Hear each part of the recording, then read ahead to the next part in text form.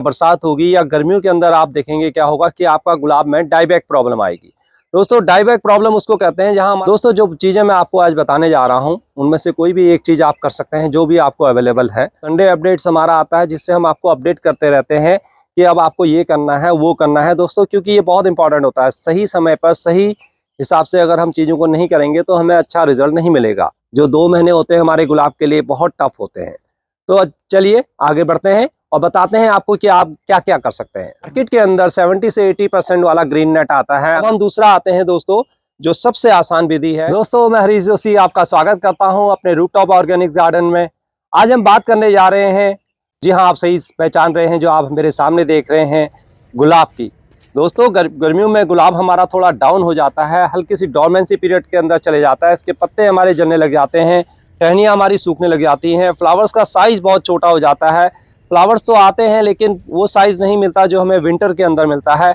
लेकिन यही वो समय होता है जब आप थोड़ा सा गुलाब में ग्रोथ भी ले सकते हैं, अगर 40 डिग्री के आसपास में टेम्परेचर है। और दोस्तों जब 40, 45, 46 तक जाता है तो उस वक्त इसको बचाना बहुत आवश्यक होता है। हीट के कारण इसके पत्ते लगभग बहुत सारे जल जाते हैं और जब फिर बरसात का मौसम होता है फिर से हमारा गुलाब वैसे खिलता है। लेकिन हमारा यही मौसम भी होता है जिसके अंदर हमारा गुलाब बहुत मरता है। हम इतने महंगे महंगे गुलाब के प्लांट लेके आते हैं नर्सरी से, लेकिन इनको सही से मेंटेन नहीं कर पाते, इनकी ग्रोथ नहीं हो पाती है। क्या होता है दोस्तों कि अल्टीमेटली हमारा गुलाब धीरे धीरे मरना शुरू हो जाता है। अब ये मौसम आएगा जब आपको ह्यूमिडिटी बहुत ज़्यादा होगी या बरसात होगी या गर्मियों के अंदर आप देखेंगे क्या होगा कि आपका गुलाब में डाईबैक प्रॉब्लम आएगी।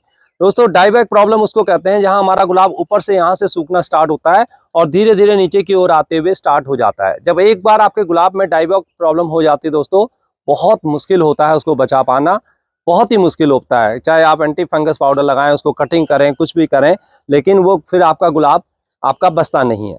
तो दोस्तों इन सब चीज़ों से बचने के लिए आपको थोड़ा सा ये 2 महीने आपके गुलाब के लिए थोड़ा सा देखभाल करने की आवश्यकता है। और सच बताऊं तो 2 महीने नहीं दोस्तों, अब तो मई का आधा महीना बीत चुका है।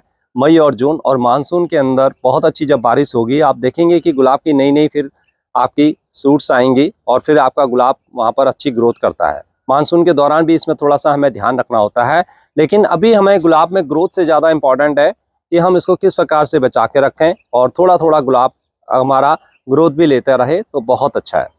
दोस्तों जो चीज़ें मैं आपको आज बताने जा रहा हूं उनमें से कोई भी एक चीज़ आप कर सकते हैं जो भी आपको अवेलेबल है। छोटी छोटी चीज़ें मैं आपको बताऊंगा जो ईजिली आप कर सकते हैं। तो उन्हीं चीज़ों को डिस्कस करने के लिए मैंने ये वीडियो बनाई है, क्योंकि मैं भी अपने गुलाब की अब इसी प्रकार से देखभाल कर रहा हूँ। आप देख रहे हैं मेरे बहुत अच्छे अच्छे इस वक्त फ्लावर भी खिल रहे हैं और रोज़ दो चार फूल हमारे आ ही जाते हैं। हालांकि साइज़ बहुत छोटा हो गया जैसे कि मैंने अभी आपको बताया था। तो दोस्तों आगे बढ़ने से पहले अगर मैं रूफटॉप ऑर्गेनिक से हरीश जोशी आपका स्वागत करता हूं, और अगर अभी तक आपने हमारे चैनल को सब्सक्राइब नहीं किया है, अगर आप नए हैं तो सब्सक्राइब कर लीजिए दोस्तों। बहुत अच्छी गार्डनिंग की वीडियोस हम बनाते हैं। आपको देख रहे हैं आप हमारे जो फ्लावर्स आते हैं कितने सुंदर हमारे फ्लावर्स खिलते हैं। इन सब की या जो दूसरी प्रकार की जो सब्जियां होती हैं उन सब के रिजल्ट्स हम आपको दिखाते हैं, सब्जियां बताते हैं, फ्लावरिंग बताते हैं और सीजनल जितने भी फ्लावरिंग होते हैं सबकी इन्फॉर्मेशन आपको देते हैं। संडे अपडेट्स हमारा आता है जिससे हम आपको अपडेट करते रहते हैं कि अब आपको ये करना है वो करना है दोस्तों, क्योंकि ये बहुत इंपॉर्टेंट होता है। सही समय पर सही हिसाब से अगर हम चीज़ों को नहीं करेंगे तो हमें अच्छा रिजल्ट नहीं मिलेगा। तो आगे हमें क्या करना होता है ये सब चीज़ें मैं आपको अपने साथ साथ बताते रहता हूँ, जिससे आप मेरे साथ साथ गार्डनिंग सीखते रहते हैं और करते रहते हैं। छोटी छोटी चीज़ें करते हुए जितना आपके पास स्पेस है, बालकोनी में, छत में, धूप के हिसाब से, पानी के हिसाब से सारी इन्फॉर्मेशन चाहिए होती है। सिर्फ ये नहीं होता दोस्तों कि ये लिक्विड डाल दीजिए आपके रिजल्ट बहुत अच्छे आएंगे। भूल जाइए, ऐसा कहीं होता नहीं है कि आप एक चीज़ डालेंगे आपके बहुत अच्छे गुलाब खिल पड़ेगा। ये सब बेकार की बातें हैं, इन पर मत जाइए। आप धीरे धीरे पेशेंस रखिए, गार्डनिंग पेशेंस का नाम है। और मैंने 20-25 सालों से मैं लगभग गार्डनिंग कर रहा हूँ दोस्तों, और मैंने यही सीखा है। बहुत सारी गलतियाँ की हैं, कई बारी प्लांट्स मरे हैं। छोटी छोटी चीज़ें मैं आपको बताऊँगा जो ईजिली आप कर सकते हैं। तो उन्हीं चीज़ों को डिस्कस करने के लिए मैंने ये वीडियो बनाई है, क्योंकि मैं भी अपने गुलाब की अब इसी प्रकार से देखभाल कर रहा हूँ। आप देख रहे हैं मेरे बहुत अच्छे अच्छे इस वक्त फ्लावर भी खिल रहे हैं और रोज़ दो चार फूल हमारे आ ही जाते हैं। हालांकि साइज़ बहुत छोटा हो गया जैसे कि मैंने अभी आपको बताया था। तो दोस्तों आगे बढ़ने से पहले अगर मैं रूफटॉप ऑर्गेनिक से हरीश जोशी आपका स्वागत करता हूं, और अगर अभी तक आपने हमारे चैनल को सब्सक्राइब नहीं किया है, अगर आप नए हैं तो सब्सक्राइब कर लीजिए दोस्तों। बहुत अच्छी गार्डनिंग की वीडियोस हम बनाते हैं। आपको देख रहे हैं आप हमारे जो फ्लावर्स आते हैं कितने सुंदर हमारे फ्लावर्स खिलते हैं। इन सब की या जो दूसरी प्रकार की जो सब्जियां होती हैं उन सब के रिजल्ट्स हम आपको दिखाते हैं, सब्जियां बताते हैं, फ्लावरिंग बताते हैं और सीजनल जितने भी फ्लावरिंग होते हैं सबकी इन्फॉर्मेशन आपको देते हैं। संडे अपडेट्स हमारा आता है जिससे हम आपको अपडेट करते रहते हैं कि अब आपको ये करना है वो करना है दोस्तों, क्योंकि ये बहुत इंपॉर्टेंट होता है। सही समय पर सही हिसाब से अगर हम चीज़ों को नहीं करेंगे तो हमें अच्छा रिजल्ट नहीं मिलेगा। तो आगे हमें क्या करना होता है ये सब चीज़ें मैं आपको अपने साथ साथ बताते रहता हूँ, जिससे आप मेरे साथ साथ गार्डनिंग सीखते रहते हैं और करते रहते हैं। छोटी छोटी चीज़ें करते हुए जितना आपके पास स्पेस है, बालकोनी में, छत में, धूप के हिसाब से, पानी के हिसाब से सारी इन्फॉर्मेशन चाहिए होती है। सिर्फ ये नहीं होता दोस्तों कि ये लिक्विड डाल दीजिए आपके रिजल्ट बहुत अच्छे आएंगे। भूल जाइए, ऐसा कहीं होता नहीं है कि आप एक चीज़ डालेंगे आपके बहुत अच्छे गुलाब खिल पड़ेगा। ये सब बेकार की बातें हैं, इन पर मत जाइए। आप धीरे धीरे पेशेंस रखिए, गार्डनिंग पेशेंस का नाम है। और मैंने 20-25 सालों से मैं लगभग गार्डनिंग कर रहा हूँ दोस्तों, और मैंने यही सीखा है। बहुत सारी गलतियाँ की हैं, कई बारी प्लांट्स मरे हैं। तो सालों सालों से जो चीज़ें मैं करते आ रहा हूँ वही चीज़ें मैं आपको बताने जा रहा हूँ, इसमें कुछ नया नहीं है। जो 2 महीने होते हैं हमारे गुलाब के लिए बहुत टफ होते हैं। तो चलिए आगे बढ़ते हैं और बताते हैं आपको कि आप क्या क्या कर सकते हैं। जो दोस्तों सबसे पहले जो सबसे ईजी है वो है, आप देख रहे हैं जैसे हमने ग्रीन नेट लगा रखा है। मार्केट के अंदर 70 से 80% वाला ग्रीन नेट आता है। अगर आप 70 to 80% उनको कहेंगे तो यानी कि जिसमें 70% आपकी धूप कम हो जाती है, ऐसा ग्रीन नेट अवेलेबल होता है। तो अगर आप अपने छत पर ऐसे या बालकनी में कहीं पर इसको लगा सकते हैं और इसके नीचे अपने प्लांट्स को रख सकते हैं तो आपके प्लांट्स सबसे ज़्यादा खुश रहते हैं।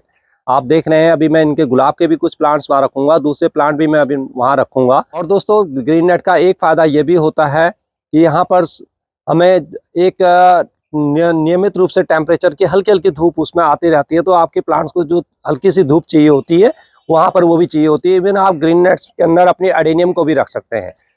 क्या होता है कि अगर एडेनियम को हम बिल्कुल शेड्स में रख देते हैं 1.5-2 महीना, तब जब जुलाई अगस्त आता है तब उस समय हमारी इतनी अच्छी फ्लावरिंग नहीं होती है। रीज़न क्या होता है कि आपने इसको शेड में रखा होता है, इसमें छाया होती है और धूप नहीं मिल रही होती है। और जब धूप नहीं मिलेगी तो थोड़ा टाइम फिर आपका प्लांट ग्रोथ करेगा, अपनी एनर्जी गेन करेगा, अपना भोजन बनाएगा। धूप से ही तो भोजन मिलता है और एडेनियम को कम से कम 5 घंटे से ऊपर की धूप तो चाहिए ही चाहिए। अगर आपके वहाँ 5 घंटे की धूप नहीं आती है तो आप एडेनियम को अपने वहाँ न लगाएं। तो इसी प्रकार से गुलाब है दोस्तों, 4 से 6 घंटे की धूप इसको चाहिए। तो अगर आपने गुलाब लगा रखे हैं तो मैंने आपको बताया ग्रीन नेट। अब हम दूसरा आते हैं दोस्तों, जो सबसे आसान विधि है वो है, आप कोई भी टॉवल ले लीजिए। जैसे मैंने ये लिया हुआ है, देखिए ग्रीन नेट का ही टुकड़ा है और इस टुकड़े को आपने इतना लेना है कि गमले के चारों ओर आ जाए और बीच में से इस प्रकार से कट मार देना है। और अब आपने क्या करना है, देखिए कट मारने के बाद ये टहनी से लेते हुए मेरे को इसको धीरे से ऐसे लाना है और ऐसे ही इसको रख दे।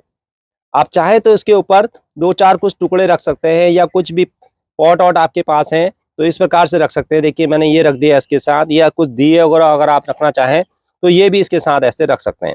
अब इससे क्या होगा, जो धूप की तेज किरणें हैं वो आपकी मिट्टी पर नहीं पड़ेंगी। मिट्टी पर नहीं पड़ेंगी तो नीचे भी गर्मी नहीं रह जाएगी। जो इसकी वाइट्स रूट्स होती है, फीडर रूट होती है, वो मरेंगी नहीं। क्या होता है दोस्तों, इसकी रूट्स पे बहुत ज़्यादा जब गर्मी पड़ती है तो वो भी जल जाती हैं और धीरे धीरे वो मरना स्टार्ट कर देती हैं और आपका गुलाब फिर ग्रोथ नहीं कर पाता है। तो फिर से दोबारा जब उनमें रूट्स आएंगी फिर वो गुलाब आपका ग्रोथ करेगा, तब तक आपका काफ़ी समय निकल चुका होता है। तो ऐसी छोटी छोटी चीज़ें करने से आप देखेंगे कि आपके प्लांट्स बिल्कुल हेल्दी रहेंगे। मैं इतना हेल्दी नहीं कह रहा जो सीजन में होते हैं, लेकिन हाँ गर्मियों में जैसे आप मेरे देख रहे हैं ये बिल्कुल सही है। ऐसी ही स्थिति सभी प्लांट्स की इस वक्त होती है जब टेम्परेचर आपका 40, 42, 45 डिग्री जाता है और छोटे मोटे फ्लावर्स आपको मिल रहे हैं तो ले लीजिए, अदरवाइज इनको काट दीजिए, ये आपके ऊपर डिपेंड है। हम तो इन छोटे छोटे फूलों को दोस्तों इस प्रकार से तोड़ते हुए ले लेते हैं और इन फ्लावर्स को तोड़ते हम अपने भगवान को अर्पित कर लेते हैं, क्योंकि ये फ्लावर्स मेरे को मालूम है कि 1 या 2 दिन चलेगा मैक्सिमम हमारा। ग्रीन सेट के अंदर रखा है तब तो ठीक है, अदरवाइज ये फ्लावर्स हमारे ज़्यादा चलते नहीं है। तो आप ऐसे तोड़ते रहेंगे तो गुलाब की एनर्जी भी अच्छी बनी रहती है और साथ साथ में उसमें अच्छी ग्रोथ होती रहती है। जरूरी नहीं है आपके पास ऐसा ही ग्रीन नेट का कपड़ा हो, आपके पास कोई जूट वाला हो, जो पहले कट्टे आते थे जूट के, उनका मोटा सा जो कपड़ा आता है उसको भी काट के लगा सकते हैं। मोटी सी कोई टॉवल है उसको लगा सकते हैं, कोई भी मोटा कपड़ा ले लीजिए उसको आप लगा सकते हैं जिसके अंदर एयर पास होती हो। इस चीज़ का ध्यान रखना, बिल्कुल ऐसा कोई कपड़ा ना ले लेना, कोई नायलॉन वगैरह कोई ऐसी चीज़ ना ले लेना जिसके अंदर एयर पास ना होती हो, क्योंकि एयर का आपको बहुत ज़्यादा ध्यान रखना है। तो आगे बढ़ते हैं। आप देख रहे हैं ये मैंने मल्चिंग की हुई है। देखिए दोस्तों ये सूखे टहनियों से इस प्रकार से मैंने मल्चिंग कर दी है और इसमें मैं मल्चिंग कर लूँगा। और अगर आप चाहें तो इसके ऊपर भी हल्का सा कोई कपड़ा रख सकते हैं, ये बहुत ही इफेक्टिव होता है। इससे भी हमारी धूप की किरणें जो है सीधा इस पर पड़ेंगी डायरेक्ट और इससे भी इस प्लांट को हमारे कोई नुकसान नहीं होगा। दोस्तों पत्तियों पर अगर धूप पड़ेगी तो पत्तियां ज़्यादा से ज़्यादा आपकी थोड़ा सूखेंगी, लेकिन रूट्स पर अगर पड़ेंगी तो क्या होता है कि रूट्स आपकी मरनी स्टार्ट हो जाती हैं, पत्तियां तो फिर आ जाती हैं। अगर आपका रूट्स सही है तो पत्तियां निरंतर आती रहेंगी, ग्रोथ भी अच्छी होती रहेगी। तो इस वक्त आपको लीव्स की उतनी चिंता नहीं करनी है और लीव्स अपने आप को मेंटेन कर लेती है। नीचे से अगर आपने पानी सही रखा हुआ है और मॉइस्चर बना हुआ है तो आपका प्लांट कभी मरेगा नहीं दोस्तों। और दोस्तों मैं जो बताना आपको भूल गया वो ये है कि सबसे पहले टिप्स तो ये होनी चाहिए कि इसको सुबह शाम आपने वाटरिंग करनी है, अच्छी तरह से वाटरिंग करनी है और पूरे प्लांट की पत्तियों में भी वाटरिंग करनी है, नीचे भी आपने वाटरिंग करनी है। कभी गुलाब इस वक्त आपकी एक्स्ट्रा पानी से मरेगा नहीं, इस चीज़ का ध्यान रखें, क्योंकि गर्मी इतनी होती है 3-4 घंटे के अंदर सारा पानी सूख जाता है। ग्रीन नेट के अंदर अगर आपने अपने प्लांट को रखा हुआ है तो थोड़ा सा वाटरिंग कम करें, वहाँ पर आपका पानी बहुत जल्दी सूखता नहीं है तो वहाँ पर देखते हुए करें, लेकिन पत्तों में फिर भी आप पानी का स्प्रे हल्का हल्का कर दीजिए अगर आप रूट जोन में उसका पानी नहीं भी डालते हैं। और दोस्तों गर्मियों में किसी भी प्रकार की खाद को देने से बचें, बस लिक्विड फर्टिलाइजर का आप प्रयोग कीजिए। जो चाय हमने आपको बता रखी है उनको डालिए, पोटास डालते रहिए, तो आपका गुलाब बहुत अच्छा ग्रो करेगा। तो आगे बढ़ते हैं। आप देख रहे हैं ये मैंने देखिए कितने शानदार दियों का प्रयोग किया हुआ है। अब आप इसमें पानी डालेंगे तो साथ साथ में दियों में भी थोड़ा थोड़ा पानी अटकेगा, तो अटकने दीजिए। इससे क्या होगा, ये मॉइस्चर होगा और ये दिए पानी पी लेंगे और ये पानी पीते पीते क्या होगा, नीचे भी अपने नीचे भी जो मॉइस्चर है उसको बनाए रखेंगे। तो उल्टा नहीं आपने इसको ऐसे रखना, आपने दिए अगर आपके पास अवेलेबल है तो इस प्रकार से इनको सीधा रख दीजिए और इसके ऊपर आप हल्की हल्की वाटरिंग करें। ये भी एक बहुत अच्छा ऑप्शन है और आप देखेंगे इससे भी आपका प्लांट बहुत हैप्पी रहता है। इसी प्रकार से अगर आपके पास दिए नहीं है तो कुछ कुल्हड़ जैसे अगर आपके पास है तो आप ये देख रहे हैं ये कुल्हड़, ये तो बहुत ही यूजफुल होते हैं। इस प्रकार के कुल्हड़ आप अपने इस पर रख देते हैं और इसको पानी से भर देते हैं तो ये 4-5 घंटे हमारा पानी इसमें आराम से 3-4 घंटे तो दोस्तों चल ही जाता है। और साथ में हमारा नीचे रूट जोन में भी पानी होता है तो इसमें मॉइस्चर लेवल हमारा अच्छा बना रहता है, इसकी रूट्स खराब नहीं होती हैं। आप चाहे तो इसमें हल्की हल्की सूखी पत्तियां या कुछ डंडियां भी इस प्रकार से रख सकते हैं और इन साथ में इस प्रकार के कुल्हड़ जो चाय के कुल्हड़ आते हैं उस प्रकार उनको भी आप रख सकते हैं। आपको कुछ खरीदने की आवश्यकता नहीं है। ये ध्यान रखिए किसी भी प्रकार का कोई पत्थर जो होता है वो आपने नहीं रखना है। क्ले वाली कोई भी चीज़ आप रख सकते हैं, क्ले बॉल आप मार्केट से लाते हुए उनको रख सकते हैं। ये जो गमले हमारे जो क्ले वाले होते हैं इस प्रकार के, अगर ये टूट जाते हैं तो इनके टुकड़े आप इसके अंदर डाल सकते हैं। तो ये आपका अगला ऑप्शन हो गया दोस्तों। और दोस्तों आप ये देख रहे हैं मेरे हाथ में ये है, ये तो आपके पास सबके पास अवेलेबल होगा, आजकल आप बहुत ऑनलाइन शॉपिंग करते हैं। और दोस्तों क्या आपको पता है ये कार्बन का कितना अच्छा हमारा सोर्स है, हम इसको अपने किचन कंपोस्ट में बहुत ज्यादा यूज करते हैं। जब हम किचन कंपोस्ट बनाते हैं तो इस प्रकार से गत्तों के छोटे छोटे टुकड़े करते हुए अपनी किचन कंपोस्ट के साथ मिला देते हैं, साथ में सूखे पत्ते भी मिला देते हैं। जितना अच्छा अगर आप कार्बन अपने मिट्टी को दे पाएंगे उतनी ही आपकी मिट्टी रिच बनेगी। तो दोस्तों मल्चिंग के लिए इस प्रकार का जो मोटा आता है, पतला नहीं दोस्तों, जो मोटे मोटे इस प्रकार के आते हैं, इनके छोटे छोटे टुकड़े करिए और इसको अपने पॉट में इस प्रकार से मल्चिंग कर दें। अब देखिए क्या होगा, धीरे धीरे ये गलेंगे, लेकिन गलते हुए आपका ये करीब करीब 1 से 1.5 महीना ले लेंगे और इतना ही पीरियड के लिए हमें चाहिए। आप चाहें तो उसको बरसात में हटा सकते हैं और अपने किचन कंपोस्ट या किसी भी मिट्टी के अंदर आप इसको डाल सकते हैं, लेकिन इस वक्त ये आपकी मिट्टी की पूरी अच्छी तरह से रक्षा करेंगे। ऊपर से आप इसमें पानी डालते रहिए, कोई दिक्कत नहीं है। तो इस प्रकार की मल्चिंग आप कर सकते हैं, बहुत ईजी मेथड है दोस्तों। आपको लग रहा होगा ये सब हम कर सकते हैं। और अगर आप ये भी नहीं करना चाहते, अगर आपके पास सूखे पत्ते हैं तो सूखे पत्तों का ऑप्शन तो बहुत ही बढ़िया होता है। ये देखिए सूखे पत्ते इस प्रकार से। और अगर आपको लगता है कि आंधी वगैरह आती है या कुछ ऐसे उड़ जाते हैं हमारे पत्ते, तो आप इनके अंदर दियों से या किसी भी पत्थरों के टुकड़े से इसको भी इस प्रकार से ढक सकते हैं।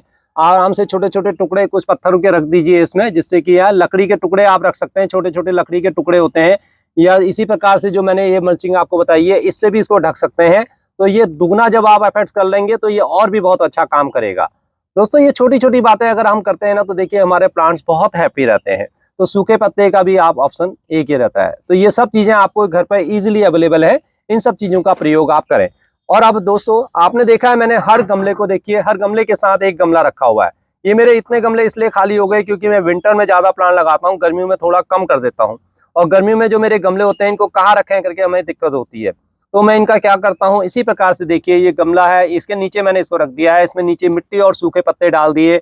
या कहीं पर आप देखेंगे तो मैंने कुछ इसमें, ये देखिए जो हमारे गार्डन की जो सूखी डंडियां होती हैं, पत्तियां होती हैं, लकड़ियां होती हैं, सब इसके अंदर नीचे डाल दिया और धीरे धीरे ये गलती रहेंगी और इसको डाल दिया। अब नीचे से क्या होगा, इसके अंदर अगर मैं इसको नीचे फर्श पर रखता हूँ, फर्श बहुत गर्म हो जाता है और नीचे से इसमें हीट आती है, वो मेरे नीचे जड़ों को नुकसान पहुंचाती है। अब मैंने इसमें इसको रख दिया तो आप देखिए 2 फायदे हो गए। एक तो इसको साइड से गर्मी इसकी बच गई है, मैं आपको क्लियरली दिखा रहा हूँ, देखिए एक तो साइड से इसकी गर्मी बच गई और नीचे से जो है इसमें जो नीचे गर्माहट है वो डंडियों तक आएगी और ज़्यादा ऊपर तक इसमें पहुंचेगी नहीं। तो देखिए दोस्तों कितना अच्छा इसको फायदा मिलेगा, मेरा प्लांट खराब नहीं होगा कभी भी। और आप देखेंगे कि मेरा प्लांट लगभग इस प्रकार से धीरे धीरे ग्रोथ करते रहेंगे। इसी प्रकार से देखिए मैंने हर एक पे किया हुआ है। मैं आपके साथ एक चीज़ और शेयर करना चाहता हूँ। ये देखिए ये क्या है, ये मिट्टी जो आप देख रहे हैं ये मैंने किचन कंपोस्ट और मिट्टी मिला के इस प्रकार से डाल दी थी। आप देख रहे हैं इसमें बहुत सारे ये प्लांट उगाए हैं। ये इसीलिए रीज़न है क्योंकि ये मेरा किचन कंपोस्ट है। ये मिट्टी मेरे गमले वैसे तैयार हो रही है, बाद में मैं बरसात में इसमें किसी भी प्रकार की कोई छोटे मोटे फ्लावर्स का प्लांट लगा दूंगा तो ये मेरी मिट्टी रेडीमेड हो जाएगी। लेकिन इस वक्त इसका इस्तेमाल मैंने इस प्रकार से किया है। देखिए इसमें ये गमला रख दिया है और अब इसमें देखिए बिल्कुल इसको ठंडक आराम से मिल रही है। आप देख रहे हैं इतनी गर्मी के अंदर भी मेरे फ्लावर्स आ रहे हैं, पत्ते बिल्कुल सही है। तो ये छोटी छोटी बातें अगर आप करेंगे तो आपका गुलाब का प्लांट बिल्कुल बहुत स्वस्थ रहेगा, अच्छा रहेगा। फ्लावरिंग भले ही ना दे, इस वक्त आपको फ्लावरिंग की जरूरत नहीं है, इस वक्त आपने इनको बचाना है। बहुत महंगे प्लांट्स होते हैं दोस्तों, 80 रुपये, 100 रुपये, 150 रुपये, 200 रुपये, 300 रुपये तक गुलाब के प्लांट्स आते हैं।